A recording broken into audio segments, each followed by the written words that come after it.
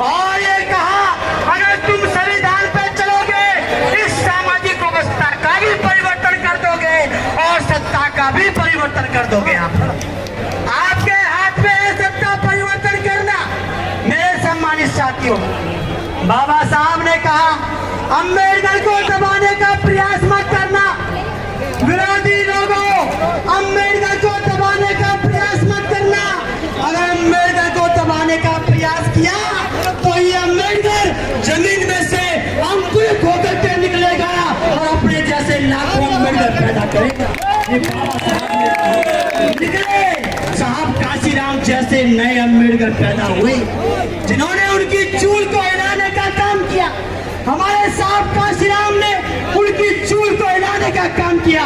हम वचन देते हैं नौजवान साथियों, अपने इन सारे नेताओं को जिन्होंने इस मूवमेंट को यहाँ तक पहुँचाया, आपने साहब काशीराम का साथ देकर अगर हमको सीएम दिया है तो हम अपने खून की कुर्बानी देके तुम्हें देश का प्रधानमंत्री बनाकर देंगे।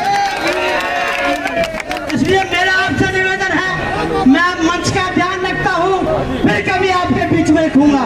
कहना चाहता हूँ आखिर में, हम तख्त भी बदल देंगे, हम ताज भी बदल देंगे, या तो प्रतिमा वहीं लगा दो वरना तुम्हारी सरकार भी बदल देंगे। जय भीम, जय भारत, धन्यवाद। अगले वक्ता के रूप में भाई संख्या बढ़ गई है, उधर भी लोग हैं और उधर भी है, जगह कम पड़ गई है और लगभग एक दशक के बाद ये जंतर मंतर का प्रांगण इस तरीके से हरा भरा हुआ है जैसे आज हुआ है। इसके लिए तमाम साथी बधाई के पात्र हैं जो देश के अलग अलग कोर्नर से आए हैं। और देखिए हमारी मजबूरी समझिए, इतने सारी पर्चियां आई है, इनका नाम लेना भी बड़ा मुश्किल काम हो रहा है क्योंकि अब जो है जो वक्ता हैं उनसे बात कराना और उनकी बात रखवाना बहुत जरूरी है। तो अगले वक्ता के रूप में रवि गौतम जो युवा शक्ति दल के और उसके बाद में अशोक सागर जी जनता सैनिक दल के राष्ट्रीय अध्यक्ष है, वो बोलेंगे।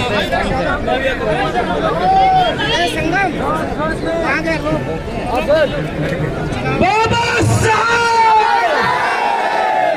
ये आवाज दूर दूर तक जानी चाहिए। ये आवाज मनु के उस काम तक जानी चाहिए जिसने बाबा साहब की प्रतिमा को हटाने का काम किया। एक बार फिर मेरे साथ, बाबा साहब, बाबा साहब, बाबा साहब। सर्वप्रथम करुणा के सागर तथागत गौतम बुद्ध भगवान और देश को एक नई चेतना देने वाले कलम के बादशाह परम पूज्य बाबा साहब doctor B are Ambedkar ji, Bahujan Samaj को एक माला में पिरोने वाले मान्यवर काशीराम साहब और मिले ना, फिर हम परोग चले गए खाना वाना खा गए, तो ज्यादा तब आए होंगे। वे नारी शक्ति को उजागर करने वाली झलकारी बाई में फूलन देवी जी, और आज एक बार फिर बाबा साहब की प्रतिमा के नाम से हमें इकट्ठा करने वाले और हिंदी बेल्ट भारत के चहेते बीपी मौर्य साहब और बहुजन समाज में जन्मे सभी महापुरुषों को नमन करते हुए आज दिल्ली की जंतर मंतर पर बाबा साहब के लिए कुर्बानी देना है। हजारों युवाओं, महिलाओं को, आपके छोटे से कार्यकर्ता, आपके बेटे, आपके भाई का क्रांतिकारी साथियों, मेरे से पहले जिन वक्ताओं ने अपनी बात रखी मैं उनका समर्थन करते हुए, और जो मंच पे हमारे जोशी साहब समता सैनिक दल के सबसे मजबूत स्तंभ मेरे बड़े उधम सिंह साहब और तमाम साथियों को मैं नमन करता हूँ। साथियों, मैं कोई नेता नहीं हूँ लेकिन अपनी बात 1 मिनट में खत्म करता हूँ। जिस माँ के लाल ने दूध पिया हो, जो ये कहता हो कि बाबा साहब की प्रतिमा फट जाएगी, पाला खींच करके रात में हटाते हो 420 अंधेरे में, जो तुम्हारे पूर्वज करते आए थे, आज यहाँ बहुजन समाज खड़ा है। आज प्रतिमा को तुम हाथ लगाने दिखा दो, एक बार स्थापित तो करो। या तो वो रहेंगे या हम रहेंगे। उसके बाद प्रतिमा लगाने के लिए पानी की जगह अगर खून की जरूरत पड़ी तो ये बहुजन समाज अपना खून देगा। अगर बाबा साहब की प्रतिमा लगाने के लिए ईंट की जरूरत पड़ी तो हम अपनी हड्डियां लगा देंगे, लेकिन प्रतिमा वहीं लगाएंगे। और उसके बाद आज यहाँ बहुत संगठन आए हैं, उनको मैं बधाई देता हूँ।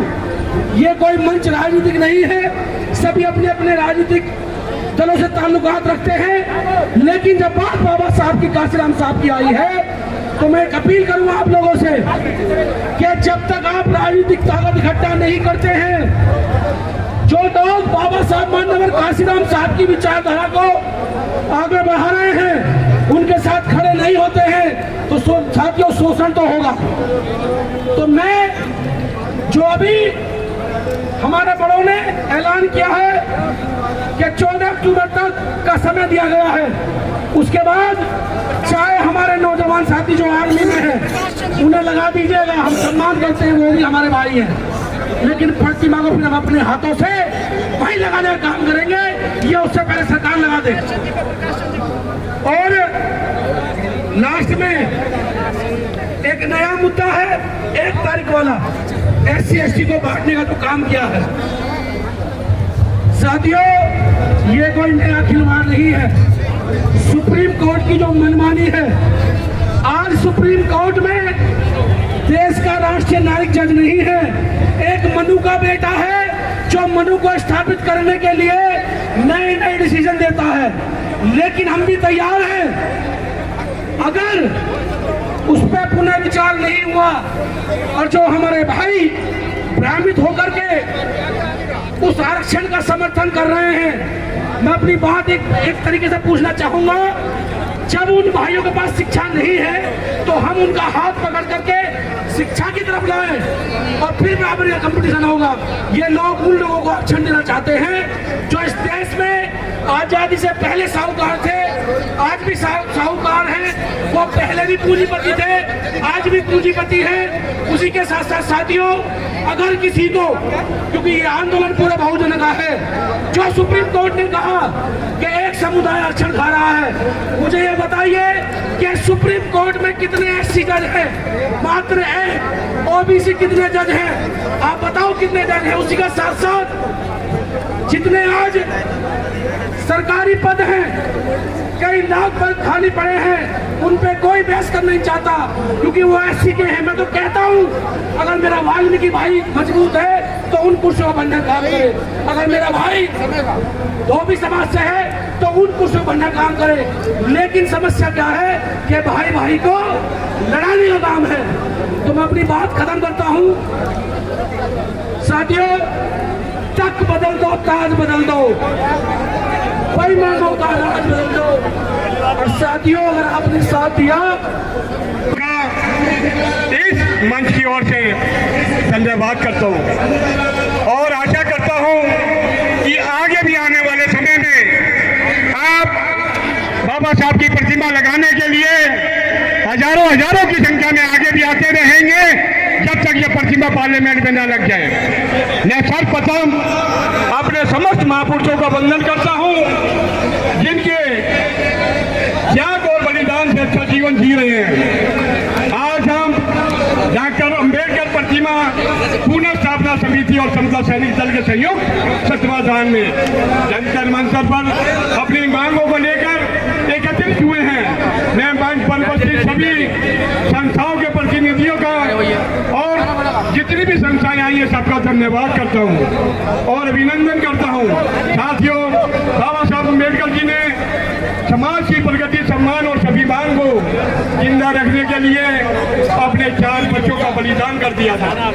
आज हम उनकी स्टेचू के लिए क्या इतना सा बलिदान नहीं कर सकते कि जो हम जंतर मंतर पे हजारों नहीं लाखों की संख्या में आकर के उनकी प्रतिमा को दोबारा से लगाएं और उसी जगह पे लगेगी जहाँ पर उन्होंने हटाई है। परंतु बाबा साहब अपने संकल्प से बचा आसन से हटे नहीं, वे डिगे नहीं और डरे नहीं। बाबा साहब अपनी अंतिम सांस तक हमारे अधिकारों के लिए संघर्ष करते रहे।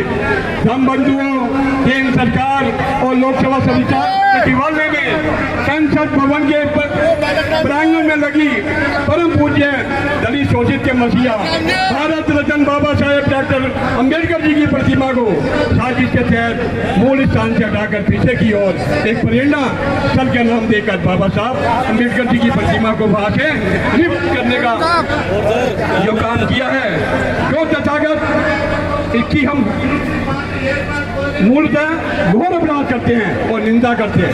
बाबा साहेब डॉक्टर अंबेडकर जी का यह प्रतिमा दादा साहब गायकवाड़ और खुद प्रिय मौर्य जी आदि नेताओं ने अपने प्रयासों से संघर्षों के बाद पुरानी संसद के प्रांगण में लगाई थी। शोषित के दलित समाज 14 अप्रैल डॉक्टर अंबेडकर के जन्मदिन पर और 6 दिसंबर पुण्यतिथि पर अंबेडकर जी की पुण्यतिथि पर लाखों की संख्या में आके अपने मसीहा के प्रति पुष्पांजलि और श्रद्धांजलि करते हैं। उससे हम वंचित किया जा रहा है। हम मनुवादियों का षड्यंत्र है कि हमें इसे बर्दाश्त नहीं करेंगे। यह महासभा भारत सरकार और लोकसभा सचिवालय से मांग करती है मोदी साहब बाबा साहब डॉक्टर अंबेडकर जी की प्रतिमा पुनः उसी स्थान पर लगानी होगी। बाबा साहेब डॉक्टर अंबेडकर जी ने संविधान की स्थापना करके स्वतंत्रता समानता का जो अधिकार हमें दिलाया, वह मनुवादी सरकार षड्यंत्र के तहत उसे नष्ट करना चाहती है और उसे छीनना चाहती है। लड़ाई स्वयं लड़नी होगी। साथियों, हाल ही में अनुसूचित जाति व जनजाति के बारे में क्रीमी लेयर की बात करना ठीक नहीं है। यह दुर्भाग्यपूर्ण है। आरक्षण या अधिकार अनुसूचित जाति जनजाति को उनके सामाजिक और शैक्षणिक पिछड़ेपन और सदियों से उनके ऊपर हो रहे अत्याचारों को, अन्याय को दूर करने के लिए दिया गया। मैं पूछना चाहता हूं कि समाज में भेदभाव, छुआछूत समाप्त हो क्यों नहीं रहा? जब दलितों के साथ भेदभाव समान नहीं तो आएगा तो चर्चा करना उचित होगा। 24 सितंबर 1952 को महात्मा गांधी और डॉक्टर अंबेडकर के बीच एक समझौता हुआ जिसे पूना पैक्ट कहते हैं। इसी पूना पैक्ट के तहत अनुसूचित जाति व जनजातियों को संवैधानिक रूप में आरक्षण प्राप्त हुआ। पूना पैक्ट से दलित स्वर्ण की राजनीतिक शक्ति कमजोर हो गई और आरक्षण के नाम पर स्वर्ण हिंदुओं के इशारे पर चलने वाले कठपुतली नेताओं और सांसद विधानसभा में प्रवेश हो गए, जो अपने मालिक के इशारे पर अपनी पूछ हिलाते हैं। हम बंधुओं, इस बात का सम्मान रहे कि संसार में बड़ी उपलब्धि बिना कठिन संघर्ष के प्राप्त नहीं होती। हमें इस संघर्ष में सबका साथ देना है और मूर्ति को पार्लियामेंट दूसरी जगह पे लगाना है। हमने फूल नहीं चुन पाते जो कांटों से टकराते हैं। अधिकार तो मांगे नहीं मिलते, अधिकार तो छीने जाते हैं।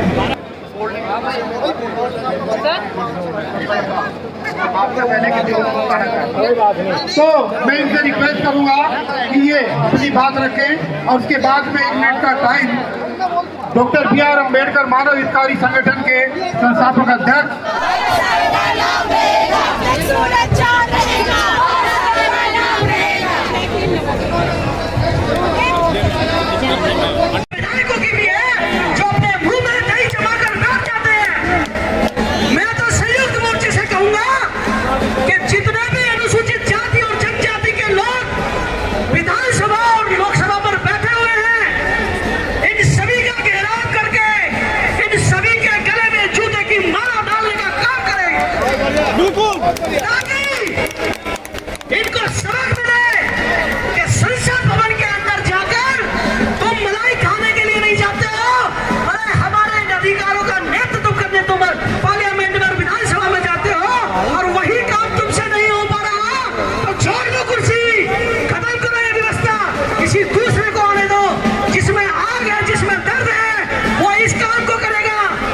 तुम निकट में सिर्फ आरक्षण के कोटे का लाभ लेकर विधानसभा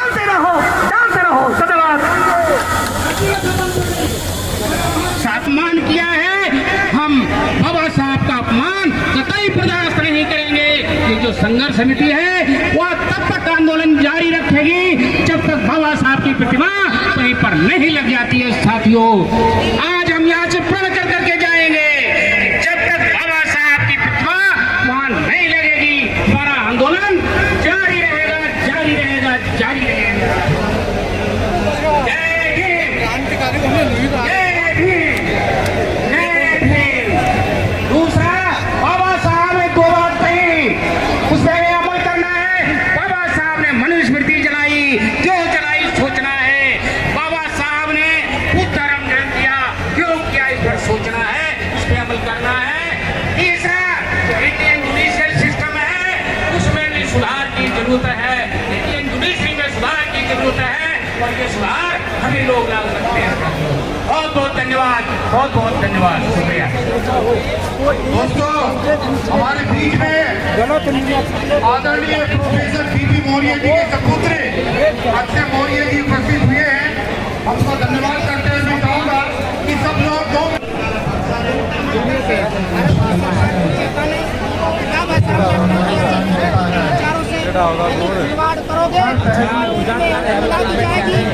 बौद्ध धर्म का स्वीकार करके हिंदू धर्म का परित्याग करेंगे। बोलो जहाँ।